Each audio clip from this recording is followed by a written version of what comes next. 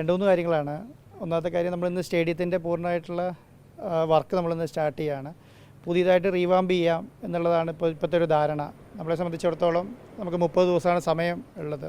നമ്മൾ ഈ വിൻഡോ വരുന്നത് November 10 to 18 ആണ്. അപ്പം ആ ടീമുകളെല്ലാം 10-ാം തീയതിക്ക് ശേഷമാണ് വരുന്നത്. അപ്പോൾ അതുമായി ബന്ധപ്പെട്ടിട്ട് നമുക്ക് എല്ലാ കാര്യങ്ങളും ഈ 10-ാം തീയതിക്ക് മുൻപ് തീർക്കുക എന്നുള്ളതാണ്. അപ്പം റിപ്പോർട്ടർ TV ഇന്ന് തുടങ്ങിയിട്ട് സ്റ്റേഡിയത്തിൻ്റെ വർക്ക് ഏറ്റെടുത്ത് നടത്താൻ തീരുമാനിച്ചിട്ടുണ്ട്. അതിനകത്ത് ഏകദേശം ഒരു 10-70 കോടി രൂപയോളം മുടക്കി ഒരു ഇൻ്റർനാഷണൽ സ്റ്റേഡിയം ലെവലിലേക്ക് നമ്മൾ ഉയർത്തുക എന്നുള്ളതാണ്. ഇനി ഫിഫ റാങ്കിങ്ങിലുള്ള കളികൾ നടക്കാവുന്ന രീതിയിൽ കൈകാര്യം ചെയ്യുക എന്നുള്ളതാണ്. നമുക്കിനി വേൾഡ് കപ്പ് നടത്തണമെങ്കിൽ വരെ ഈ സ്റ്റേഡിയം നമുക്ക് ഉപയോഗിക്കാൻ പറ്റണം എന്നുള്ളതാണ് നമ്മുടെ ഒരു ധാരണ എന്ന് പറയുന്നത്. അപ്പോൾ ഗവൺമെൻറ്റുമായിട്ടും മുഖ്യമന്ത്രി നേതൃത്വത്തിലുള്ള മീറ്റിങ്ങിലും മിനിസ്റ്ററേയും കളക്ടറും SP എല്ലാവരും കൂടെ കമ്മീഷണർ എല്ലാവരും കൂടെ തീരുമാനത്തിലൊക്കെ അങ്ങനെയാണ് തീരുമാനിച്ചിട്ടുള്ളത്. അപ്പോൾ ഇനി ഒരു വലിയ രീതിയിലുള്ള മാറ്റം കൊച്ചി ഇൻ്റർനാഷണൽ സ്റ്റേഡിയത്തിൽ ഉണ്ടാവണം എന്നുള്ളതാണ്.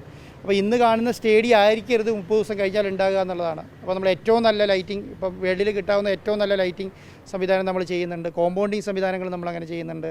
അതുപോലെ തന്നെ എല്ലാ കാര്യങ്ങളുടെ അകത്ത് മാറ്റങ്ങളുണ്ട്. നമുക്ക് VIP സീറ്റിംഗ്, പവലിയൻ, അതുപോലെ തന്നെ ഇൻ്റർനാഷണൽ ലെവലിലേക്കുള്ള പിച്ച്, എല്ലാ കാര്യങ്ങളും ഇപ്പോൾ മാറ്റം വരുത്തും. നമ്മൾ അതിനനുസരിച്ച് എല്ലാ കാര്യങ്ങളും നമ്മളിപ്പോൾ ചെയ്യുന്നുണ്ട്. ഇന്ന് തുടങ്ങി അത് നടക്കുക എന്നുള്ളത്. നമ്മൾ ടോട്ടൽ സ്റ്റേഡിയം കോമ്പൗണ്ട് ചെയ്യാം എന്നുള്ളതാണ് ഉദ്ദേശിക്കുന്നത്. കോമ്പൗണ്ട് ചെയ്തെടുക്കുക, അതുപോലെ തന്നെ സെക്യൂരിറ്റി ത്രെട്ട് ഇല്ലാതിരിക്കാൻ വേണ്ടിയിട്ടുള്ള കാര്യങ്ങൾ ചെയ്യുക, അതുപോലെ തന്നെ ടാറിങ്, എൻ്റയർ ഏരിയ ടാർ ചെയ്യുക, അതുമായി ബന്ധപ്പെട്ട കാര്യങ്ങൾ ചെയ്യുക, എല്ലാ സെക്യൂരിറ്റി മെഷേഴ്സും നോക്കുക എന്നുള്ളതാണ്. എല്ലാ സെക്യൂരിറ്റി, ഇപ്പം സ്ട്രെച്ചർ സെക്യൂരിറ്റി തുടങ്ങിയിട്ട് എല്ലാ കാര്യങ്ങളും, എൻ്റയർ സീറ്റ്സ് നമ്മൾ ചേഞ്ച് ചെയ്യുന്നുണ്ട്. അതുപോലെ തന്നെ നമ്മൾ പിച്ചിന് വേണ്ട കാര്യങ്ങളെല്ലാം നമ്മളിപ്പോൾ ചെയ്യുന്നുണ്ട്.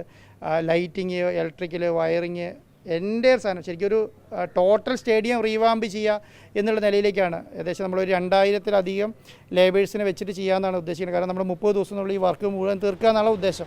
അപ്പോൾ 2000-ത്തിലധികം ലേബേഴ്സെങ്കിലും വർക്ക് ചെയ്യേണ്ടി വരും. ഒരു 30-40ഓളം കമ്പനികളുടെ വർക്കാണ് നടക്കാൻ പോകുന്നത്. അതുമായി ബന്ധപ്പെട്ട എല്ലാ ഇൻ്റർനാഷണൽ മാച്ച് കമ്പനികളും സ്റ്റേഡിയം ചെയ്ത് എക്സ്പീരിയൻസ് ഉള്ള കമ്പനികളാണ് നമ്മൾ ചെയ്യിക്കാൻ ഉദ്ദേശിക്കുന്നത്. അവരുമായിട്ടുള്ള മീറ്റിങ്ങുകളെല്ലാം ഓൾമോസ്റ്റ് കഴിഞ്ഞു. ഏകദേശം ടെൻഡർ വർക്ക് ഓൾമോസ്റ്റ് കഴിഞ്ഞിട്ടുണ്ട്. ഇന്ന് നാളെയായിട്ട് മറ്റന്നാളായിട്ട് സ്റ്റേഡിയത്തിൽ തുടങ്ങും. എൻ്റെ ഒരു സ്റ്റേഡിയം നമ്മുടെ ഭാവനയിൽ ചെയ്ത ഒരു സ്റ്റേഡിയം എങ്ങനെയായിരിക്കും എന്നുള്ളത് നമ്മൾ ഓൾറെഡി ഫൈനലൈസ് ചെയ്തിട്ടുണ്ട്. അതിൻ്റെ ഒരു 3D നമ്മൾ ഇന്ന് പുറത്ത് വിടുന്നുണ്ട്. നമ്മളിന്ന് അതെല്ലാവർക്കും തരാം.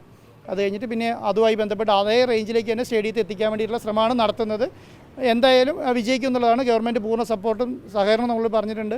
ഗവൺമെൻറ്റിൻ്റെ ഇനിഷ്യേറ്റീവ് എല്ലാം നമ്മൾ പറഞ്ഞിട്ട് എല്ലാ സംവിധാനങ്ങളും നമ്മൾ ഗവൺമെൻറ് പാർക്ക് കൊടുക്കുകയും ചെയ്തിട്ടുണ്ട്. അതുമായി ബന്ധപ്പെട്ടുള്ള കാര്യങ്ങളായിട്ട് മുന്നോട്ട് പോകും. ഓക്കെ, എനിക്കൊന്ന് മിനിസ്റ്റർ വന്നതിന് ശേഷം അതുമായി ബന്ധപ്പെട്ടുള്ള മീറ്റിങ്ങുകൾ ഉണ്ടാവുമായിരിക്കും. അത് കഴിഞ്ഞ് പ്രസ് മീറ്റ് ഉണ്ടാവുമായിരിക്കും. നോക്കാം. നിങ്ങൾ വെയിറ്റ് ചെയ്യുന്നതുകൊണ്ട് എടുത്തെന്ന് മാത്രമേ ഉള്ളൂ. Thank you.